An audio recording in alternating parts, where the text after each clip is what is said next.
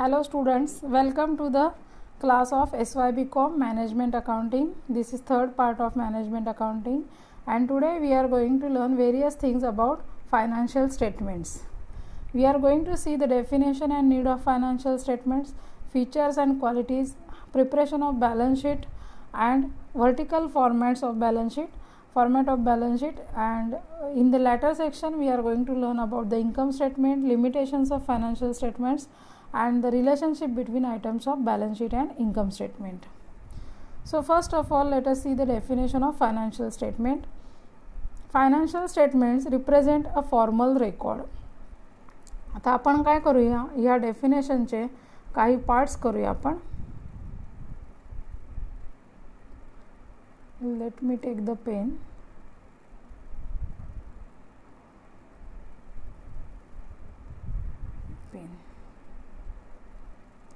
Okay, तर first of all हे काय आहे, तर फॉर्मल रेकॉर्ड आहे.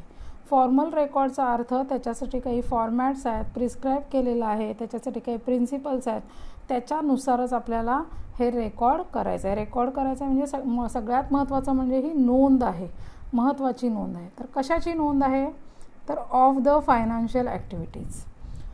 एखाद्या बिझनेसच्या, ऑफ ॲन एंटिटी, एखाद्या बिझनेसच्या फायनान्शियल ॲक्टिव्हिटीजची ही नोंद आहे.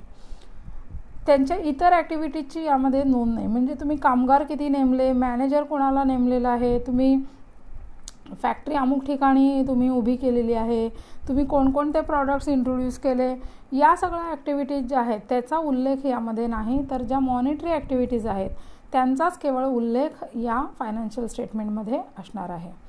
These are return reports. हे काय आहेत, लेखी रिपोर्ट्स आहेत, केवळ तोंडी नाही आहेत.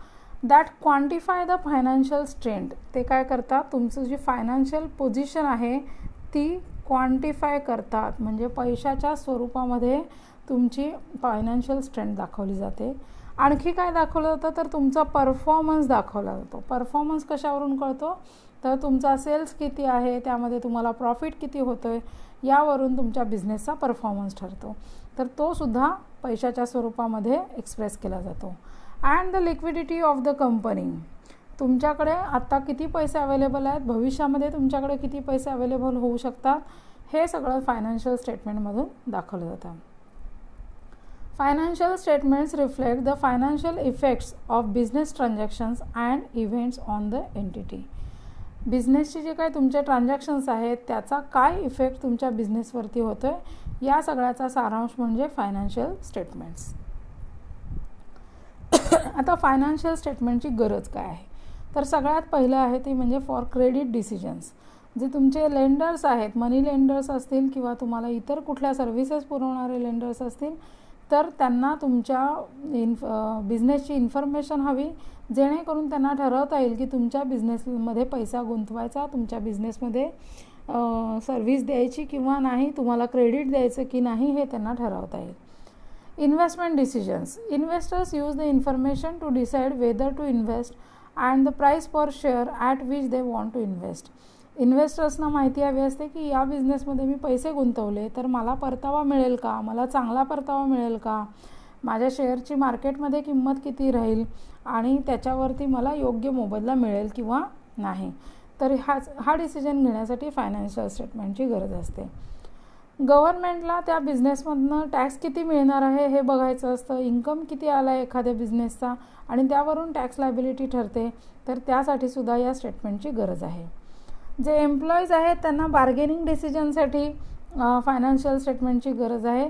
जर बिझनेसची पेमेंट करण्याची चांगली लायबिलिटी असेल, प्रॉफिटमध्ये बिझनेस असेल, तर ते बार्गेन करू शकतात की आमचे देखील पगार वाढवून द्या, आम्हाला बोनस द्या, इन्सेंटिव्स द्या. तर हे त्यांना यासाठी फायनान्शियल स्टेटमेंटची गरज असते. सगळ्यात महत्त्वाचं म्हणजे काय, तर financial statements can be presented for individual subsidiaries or business segment to determine their results at a more refined level of detail. ज्या बिझनेसच्या सबसिडरीज आहेत, वेगवेगळे सेगमेंट्स आहेत, म्हणजे डिपार्टमेंट्स असतील, वेगवेगळ्या ठिकाणी असणाऱ्या शाखा असतील, या सगळ्यांना आपापला बिझनेसचा रिझल्ट काय आहे, प्रॉफिट झाला आहे की लॉस झाला आहे, आपली फायनान्शियल पोझिशन काय आहे, हे सगळं ठरवता येऊ शकतं. In short, the financial statements have a number of purposes depending upon who is reading the information and which financial statements are being perused. Financial statements कोण वापरणार आहे आणि ते कशासाठी वापरणार आहे यावरती फायनान्शियल स्टेटमेंटचा उद्देश जो आहे तो ठरतो. आता इथे कॉमन ऑब्जेक्टिव्स दिलेले आहेत. Provide objective and quantitative information to the users. जे फायनान्शियल स्टेटमेंटचे युजर्स आहेत, मग अशी बघितले आपण क्रेडिटर्स, मनी लेंडर्स वगैरे, इन्व्हेस्टर्स, तर त्यांना इन्फॉर्मेशन हवी आहे. ती इन्फॉर्मेशन कशी हवी आहे तर तथ्यांवर आधारित इन्फॉर्मेशन हवी आहे, ऑब्जेक्टिव्ह इन्फॉर्मेशन हवी आहे. ती सब्जेक्टिव्ह इन्फॉर्मेशन नको, पूर्वग्रह दूषित इन्फॉर्मेशन नको, आणि ही क्वांटिटेटिव्ह इन्फॉर्मेशन आहे. To meet needs of creditors and investors, to provide reliable information about earnings and profitability. बिझनेसमध्ये तुम्हाला इन्कम किती आहे, प्रॉफिट किती आहे, रिव्हेन्यू किती आहे हे ठरवता यावं. टॅक्स असेसमेंटसाठी पायाभूत गोष्ट म्हणून फायनान्शियल स्टेटमेंट्स तयार केली जातात. फ्युचर अर्निंग पॉवर तुमची किती आहे ह्याच्याबद्दल तुम्ही काही प्रेडिक्शन करू शकता का, हा एक फायनान्शियल स्टेटमेंटचा उद्देश आहे. To provide information on changes in economic resources. बिझनेसचे जे रिसोर्सेस आहेत त्यात चेंजेस झाल्याच्या नंतर काय बदल होतो आहे तुमच्या प्रॉफिटेबिलिटीमध्ये, तुमच्या टर्नओव्हरमध्ये, अर्निंग्जमध्ये, तर ही सुद्धा हाही एक महत्त्वाचा उद्देश आहे. To provide reliable information about changes in net resources resulting from profitable activities. तुमच्याकडे एकूण ज्या काय ॲक्टिव्हिटीज चालतात त्यापैकी ज्या प्रॉफिटेबल ॲक्टिव्हिटीज आहेत त्यातमध्ये वापरलेले कुठले रिसोर्सेस आहेत तर त्यांच्याबद्दलची माहिती पुरवणं हा एक याचा उद्देश आहे. Parties interested in financial statements, तर सगळ्यात पहिलं जे आहेत ते म्हणजे तुमचे शेअर होल्डर्स आणि प्रॉस्पेक्टिव्ह इन्व्हेस्टर्स. यांना बिझनेसमध्ये पैसे गुंतवायचे आहेत. बँकर जे आहेत ते तुम्हाला लोन देणार आहेत. त्यानंतर लेबर जे आहेत, लेबरना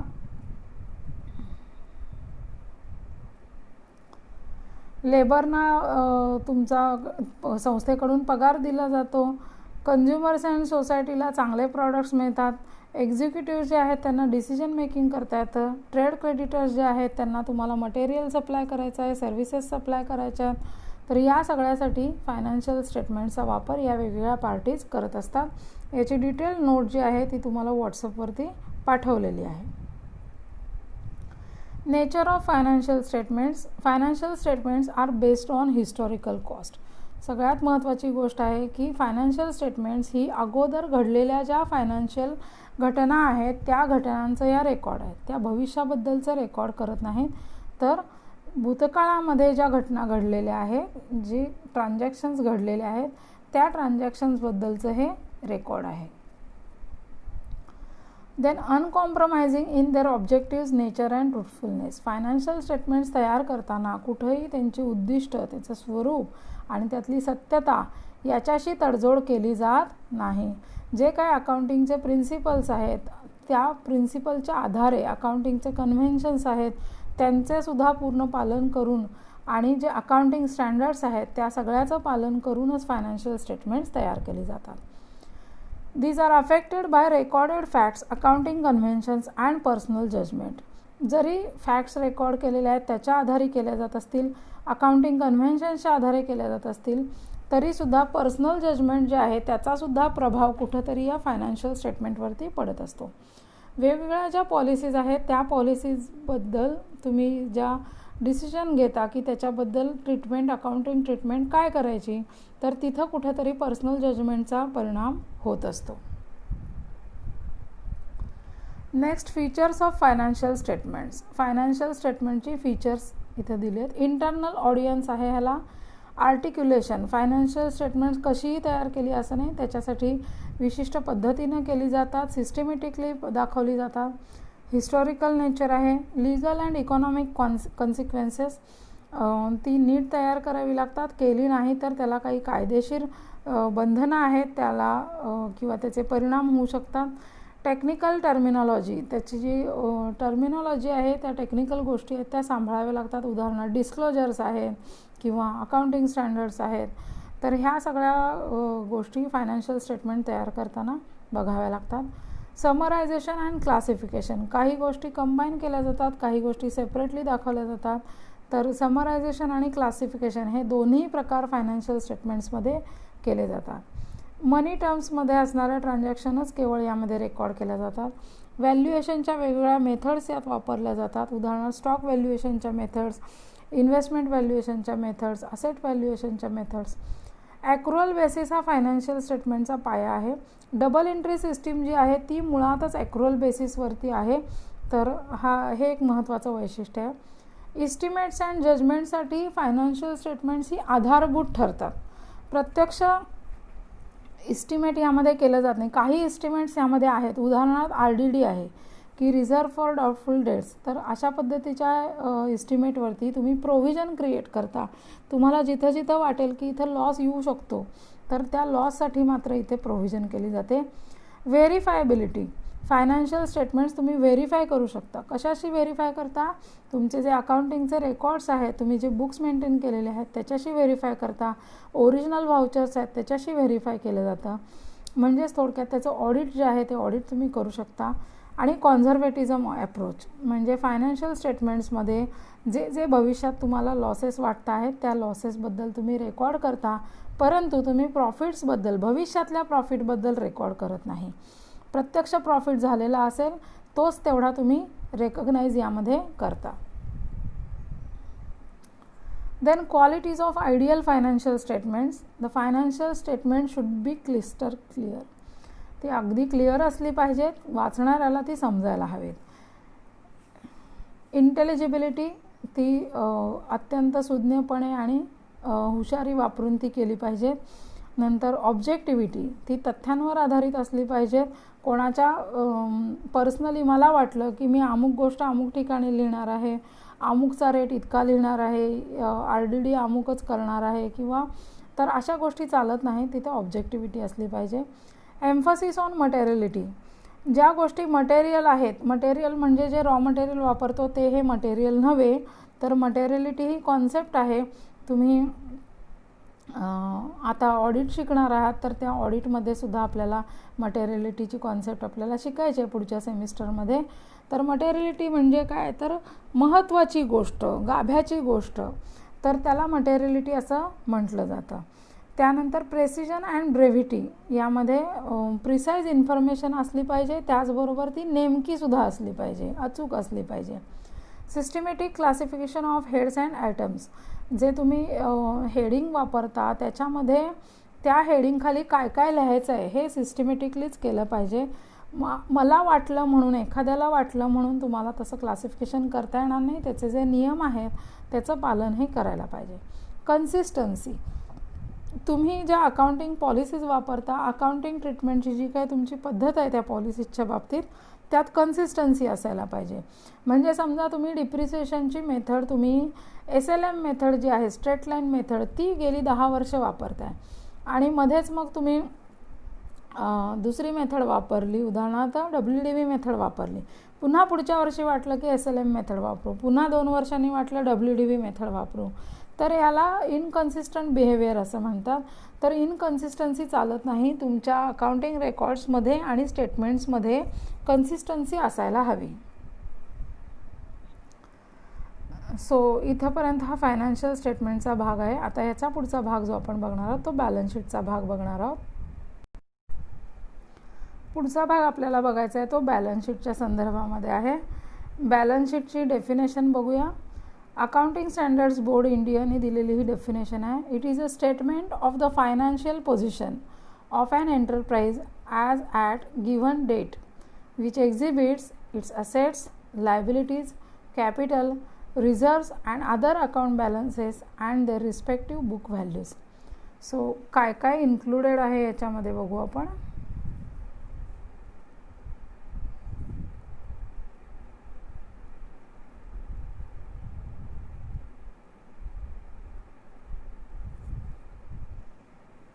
सो पहिला भाग इन्क्लुडेड आहे की इट इज अ स्टेटमेंट. हे काय आहे, बॅलन्स शीट म्हणजे स्टेटमेंट आहे. बॅलन्स शीट हा अकाउंट नव्हे, त्यात डेबिट क्रेडिट नाही, तर ते स्टेटमेंट आहे. ते स्टेटमेंट कशाचं आहे, तर फायनान्शियल पोझिशनचं आहे. त्याच्यामध्ये तुमच्या बिझनेसची फायनान्शियल पोझिशन, आर्थिक स्थिती कशी आहे ती समजते. As at a given date हे फायनान्शियल स्टेटमेंट एका विशिष्ट तारखेचं आहे, ते एका वर्षासाठी नाही, 2 वर्षासाठी नाही. आजच्या अमुक एका तारखेला जी तारीख दिलेली असेल बॅलन्स शीटवरती, त्या तारखेला काय तुमची फायनान्शियल पोझिशन आहे ती त्यामध्ये दाखवली जाते. ते दाखवत असताना काय काय दाखवलं जातं, तर तुमच्या बिझनेसमध्ये असेट्स किती आहेत, लायबिलिटीज किती आहे, बिझनेसचं भांडवल म्हणजे कॅपिटल किती आहे, तुमच्याकडे रिझर्व्स किती आहेत, आणि तुमच्याकडचे जे इतर अकाउंट्स आहेत त्या इतर अकाउंटचे बॅलन्सेस काय आहेत, आणि त्या सगळ्याच्या ज्या बुक व्हॅल्यूज आहेत त्या बुक व्हॅल्यूज इथे दाखवल्या जातात. पुन्हा आणखी माहिती, ॲडिशनल इन्फॉर्मेशन आहे. The balance sheet is one of the 3 fundamental financial statements and it's key to both financial modelling and accounting. The balance sheet displays the company's total assets and how these assets are financed. तुमच्याकडे ज्या assets आहेत त्या assets आहेत त्या कशा finance केल्यात, म्हणजे त्याच्या अगेन्स्ट कोणती लायबिलिटी आहे. तुमच्याकडे जे कॅपिटल आहे त्या कॅपिटलमधून, लोन फंड्समधून तुम्ही या असेट्स खरेदी करत असता, तर ते बॅलन्स शीटमध्ये दाखवलं जातं. Through either debt or equity. Debt म्हणजे तुम्ही घेतलेले लोन्स आणि इक्विटी म्हणजे तुम्ही उभं केलेलं भांडवल, म्हणजे शेअर होल्डर्स फंड्स असतील, त्यामध्ये शेअर कॅपिटल असू शकतं, equity share capital, preference share capital असू शकतं. It also can be referred to as a statement of net worth or a statement of financial position. The balance sheet is based on the fundamental equation assets is equal to liabilities plus equity. असेट्सची बेरीज ही कशाच्या बरोबर आहे, तर liabilities आणि equities यांच्या बेरजेच्या बरोबर आहे. या इक्वेशनला बॅलन्स शीट इक्वेशन असं म्हटलं जातं. Balance sheet is historical statement. आपण फायनान्शियल स्टेटमेंटच्या वैशिष्ट्यांमध्ये बघितलं होतं की ही सगळी हिस्टॉरिकल रेकॉर्ड्स आहेत. So accordingly balance sheet is also an historical statement. It indicates financial performance of an organisation for a given accounting period. It lists current and non-current assets, current and non-current liabilities, and equity at the end of the year. It indicates financial position of an enterprise. The things that business owns are called asset, and various forms of money that it owes पाहिजे इथे are called liabilities. So यामध्ये सगळ्यात महत्त्वाचं financial position दाखवली जाते. बिझनेसच्या मालकीच्या ज्या गोष्टी आहेत त्यांना असेट्स म्हटलं जातं, आणि बिझनेसनं जे लोकांची देणं आहे त्याला लायबिलिटीज असं म्हटलं जातं. बॅलन्स शीट इक्वेशन इथे पुन्हा एकदा आपण बघू शकतो. टोटल असेट्स जे आहेत त्या टोटल असेट्समध्ये काय काय आहे, तर करंट असेट आणि नॉन करंट असेट्स आहेत. लायबिलिटीजमध्ये करंट लायबिलिटीज आणि नॉन करंट लायबिलिटीज आहेत. आणि शेअर होल्डर्स इक्विटी किंवा शेअर होल्डर्स फंड जो आहे त्याच्यामध्ये शेअर कॅपिटल आणि रिटेन्ड अर्निंग्ज आहेत. या असेटची जी बेरीज आहे ती या दोघांच्या बेरजेच्या इतकी आहे. Sorry for the view.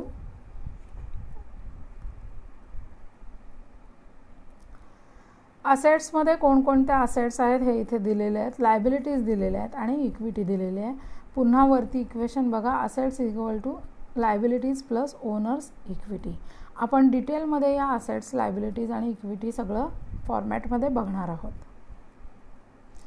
Why balance sheet balances. Balance sheet जी आहे ती टॅली आपण करत असतो. 11वीपासून तुम्ही शिकत आलाय की बॅलन्स शीट ही टॅली व्हायला पाहिजे.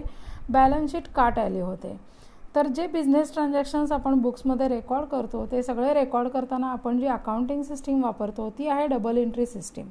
म्हणजे प्रत्येक एंट्रीला 2 आस्पेक्ट्स आहेत, एक क्रेडिट आस्पेक्ट आहे आणि डेबिट आस्पेक्ट आहे. दोन्ही आपण त्या विशिष्ट अकाउंटला त्याची एंट्री करतो.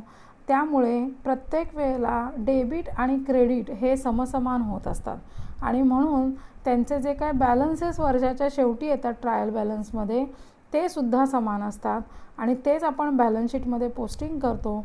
म्हणून बॅलन्स शीटसुद्धा टॅली होते. म्हणजेच बॅलन्स शीट बॅलन्सेस असं म्हटलं जातं, त्यात संतुलन साधलं जातं असं म्हटलं जातं.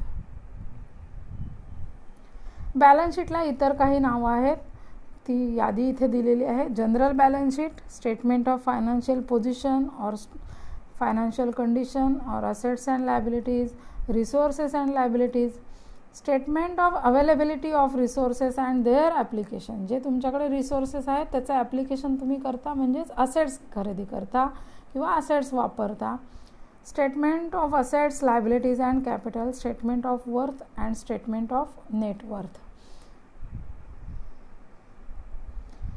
बॅलन्स शीटचे 2 फॉर्मॅट्स आहेत. एक आहे कन्व्हेन्शनल फॉर्मॅट, म्हणजे पारंपरिक फॉर्मॅट. त्याच्यामध्ये त्याला असंही म्हटलं जातं की टी फॉर्म बॅलन्स शीट असं म्हटलं जातं.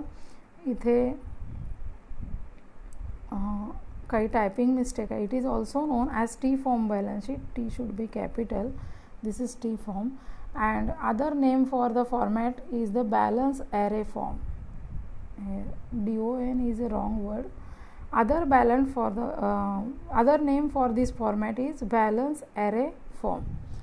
Second format is vertical format. हा त्या मानानं मॉडर्न फॉर्मॅट आहे. फायनान्शियल ॲनालिसिस करताना हॉरिझॉन्टल फॉर्मॅट हा सुटेबल ठरत नाही असं लक्षात आल्याच्या नंतर हॉरिझॉन्टल फॉर्मॅटची जागा व्हर्टिकल फॉर्मॅटने घेतलेली आहे. आणि कंपनीज ॲक्टनुसार सुद्धा आता आपल्याला कंपनीची बॅलन्स शीट जी आहे ही व्हर्टिकल फॉर्मॅटमध्येच तयार करावी लागते. वेगवेगळ्या प्रकारचं फायनान्शियल ॲनालिसिस करण्यासाठी, त्याचे टेक्निक्स वापरण्यासाठी आपल्याला व्हर्टिकल फॉर्मॅट हा फार उपयोगी ठरतो. हा व्हर्टिकल फॉर्मॅट आहे बॅलन्स शीटचा. त्याच्यामध्ये इक्विटी अँड लायबिलिटीज म्हणजे सोर्सेस ऑफ फंड्स आहेत. फर्स्ट आयटम आहे शेअर होल्डर्स फंड. त्यामध्ये एक कॅपिटल दिलं आहे. कॅपिटलमध्ये 2 प्रकारचं कॅपिटल आहे, इक्विटी शेअर कॅपिटल आणि प्रेफरन्स शेअर कॅपिटल. त्यातून अनपेड कॉल्स म्हणजे कॉल्स इन एरियर जे आहेत ते वजा केले जातात आणि फॉरफिटेड शेअर जे आहेत ते ॲड केले जातात. यातला दुसरा बी पार्ट आहे, that is reserves and surplus. सुरुवातीला जे आहेत ते सगळे कॅपिटल स्वरूपाचे रिझर्व्स आहेत. ते सगळे इन्व्हेस्टिंग ॲक्टिव्हिटी आणि फायनान्सिंग ॲक्टिव्हिटीमधनं येणारे रिझर्व्स आहेत. आणि जनरल रिझर्वपासून खालचे जे आहेत, इथून खालचे जे आहेत ते सगळे रिव्हेन्यू रिझर्व्स आहेत. हे वरचे जे आहेत capital reserve, redemption reserve, securities premium, हे सगळे कॅपिटल स्वरूपाचे रिझर्व्स आहेत. देन इकडे आहे development reserve, other reserves and profit and loss account credit balance, ज्याला आपण फायनान्शियल अकाउंटिंगमध्ये सरप्लस असं म्हणतो. दॅट इज प्रॉफिट लॉस अकाउंटचा बॅलन्स, म्हणजेच net profit during the year तुम्ही ट्रान्सफर करता बॅलन्स शीटला, तो हा प्रॉफिट आहे. लेस फिक्टिशियस असेट्स, यातून फिक्टिशियस असेट्स जे आहेत त्या वजा केल्या जातात. म्हणजे तुम्ही हे खर्च केलेले आहेत पण तुम्ही ते असेट साईडला दाखवता. तर या गोष्टी सगळ्या ज्या आहेत, म्हणजे प्रॉफिट लॉस अकाउंटचा डेबिट बॅलन्स म्हणजेच त्याला लॉस म्हणतात. तो loss, preliminary expenses, share issue expenses, discount on issue of shares and debentures, underwriting commission, formation expenses आणि इतर कुठले डिफर्ड रेव्हेन्यू एक्सपेंडिचर असतील तर ते आपल्याला या रिझर्व्स अँड सरप्लसमधून वजा करायचे. त्यानंतर पार्ट सी आहे. पार्ट ए होता कॅपिटल, पार्ट बी होता रिझर्व्स अँड सरप्लस. त्यातनं फिक्टिशियस असेट्स वजा केले आणि आउटर कॉलमला इकडे रक्कम घेतली आहे. त्यानंतर money against share warrant. Share warrant जे इश्यू केले जातात त्याच्या साठी जे काय पैसे लोकांनी भरलेले आहेत ते पैसेसुद्धा इथे शेअर होल्डर्स फंडमध्ये लिहिले जातात. या सगळ्याची बेरीज, ए, बी आणि सीची बेरीज म्हणजे काय आहे, इथे ओनर्स फंड किंवा नेट वर्थ असं म्हटलेलं आहे. ती ते आउटर कॉलमला ट्रान्सफर केली आहे. दुसरा भाग आहे तो म्हणजे लोन फंड्स किंवा बॉरोड फंड्स किंवा लाँग टर्म बॉरोइंग्ज आहेत. लाँग टर्म बॉरोइंग्जमध्ये 2 प्रकारचे लोन्स आहेत, सेक्युअर्ड लोन आणि अनसेक्युअर्ड लोन.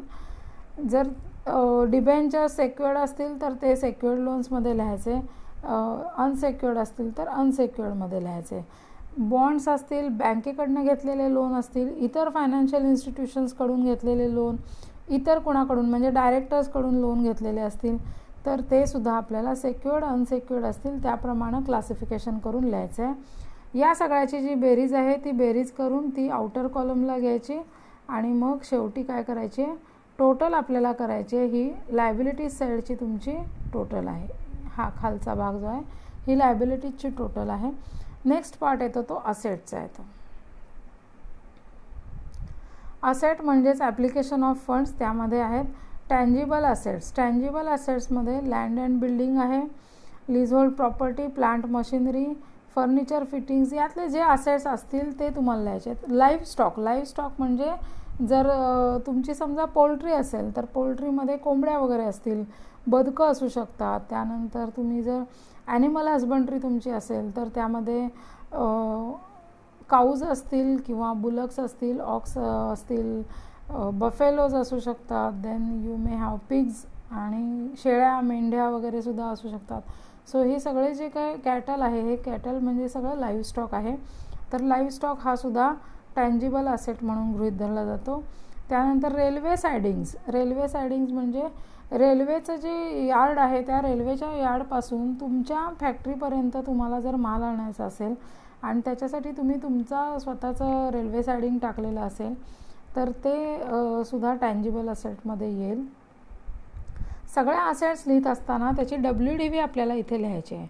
कॉस्ट लिहायची, त्यातून डिप्रिसिएशन वजा करायचं आहे आणि मग WDV लिहायची आहे. इथे तुम्ही टँजिबल असेटची टोटल दाखवायची.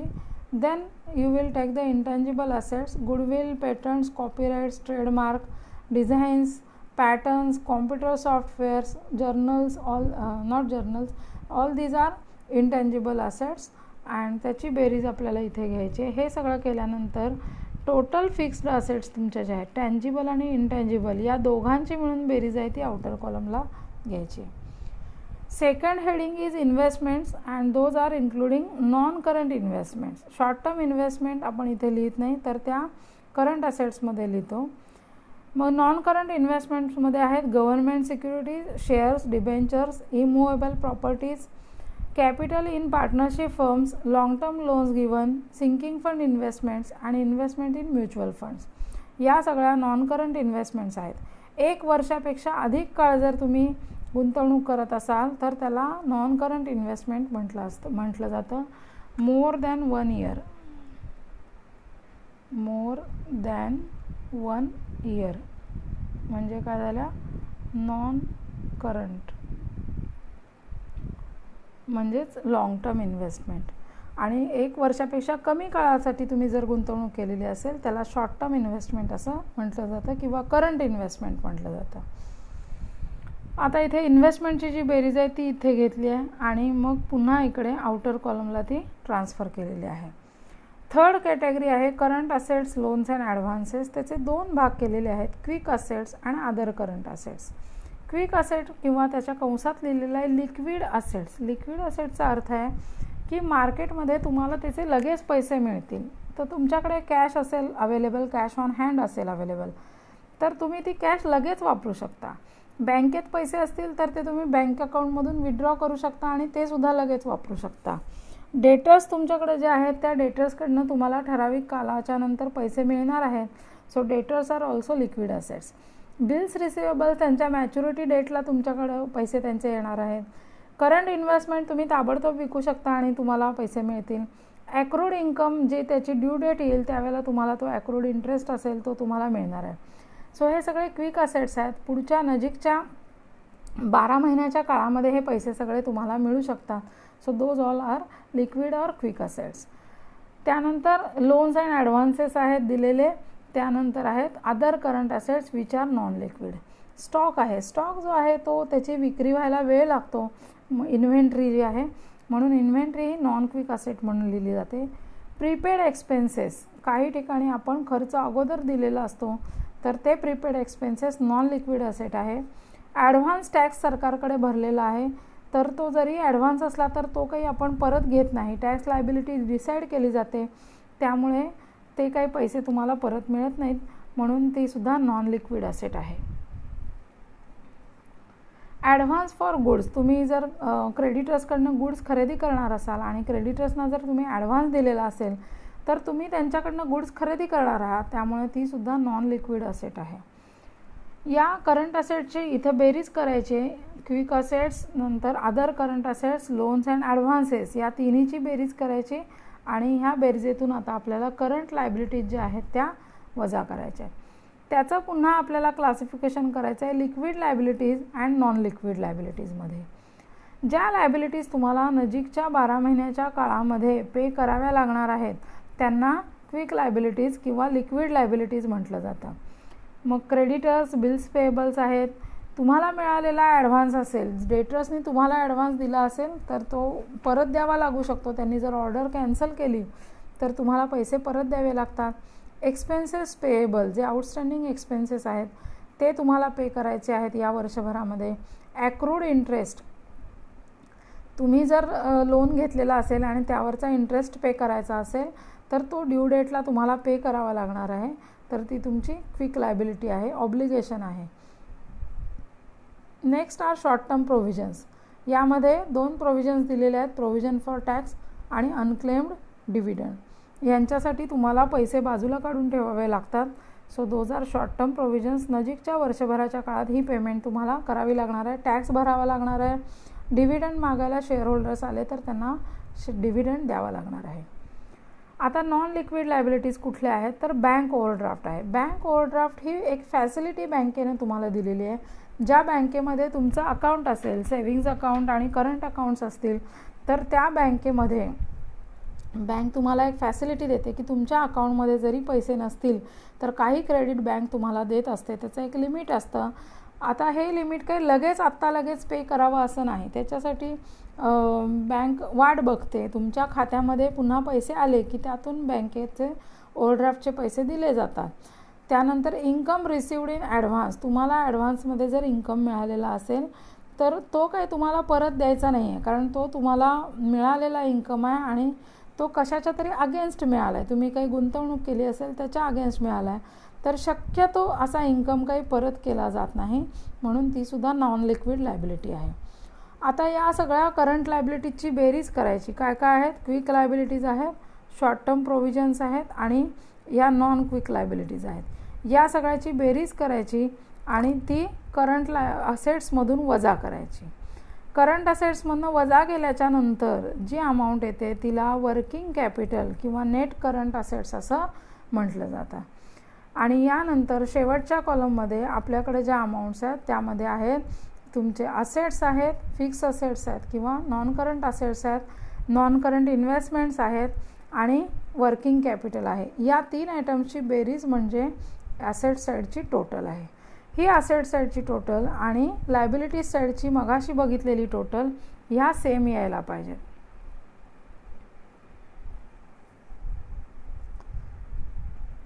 इथे लायबिलिटीची टोटल इकडे आहे, या बाजूला खाली आहे लायबिलिटीची टोटल, ही टोटल. आणि असेट साईडमध्ये बघा इकडं फिक्स असेटची टोटल होती, इथे इन्व्हेस्टमेंटची टोटल होती आणि शेवटची ही वर्किंग कॅपिटल.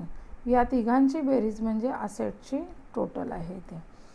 तर ही टॅली व्हायला पाहिजे, म्हणजेच बॅलन्स शीट बॅलन्स व्हायला पाहिजे. सो होम असाइनमेंट तुम्हाला करायचे. तुम्ही युजर्स ऑफ फायनान्शियल स्टेटमेंट जे आहे त्याच्यावरती एक नोट लिहायचे, साधारण 2 ते 2.5 पानांची नोट व्हायला पाहिजे. त्यानंतर हा बॅलन्स शीटचा जो व्हर्टिकल फॉर्मॅट दिलेला आहे तो वहीमध्ये तुम्हाला लिहायचा आहे.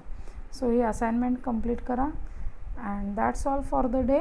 आज आपण बघितलं फायनान्शियल स्टेटमेंटची वैशिष्ट्ये बघितली, क्वालिटीज बघितल्या, त्यांची डेफिनेशन बघितली, नीड बघितली, ऑब्जेक्टिव्स बघितले, त्याचे ॲडव्हान्टेजेस बघितले. त्यानंतर बॅलन्स शीटबद्दल आपण डिटेल माहिती आपण घेतली. बॅलन्स शीटचं जे इक्वेशन आहे assets is equal to liabilities plus equity, हे इक्वेशन आपण बघितलं. बॅलन्स शीट का बॅलन्स होते हे बघितलं. त्याचे 2 प्रकारचे फॉर्मॅट जे आहेत ते याची माहिती घेतली आणि त्यातला जो व्हर्टिकल फॉर्मॅट आहे तो प्रत्यक्षामध्ये आपण सविस्तरपणे बघितलेला आहे.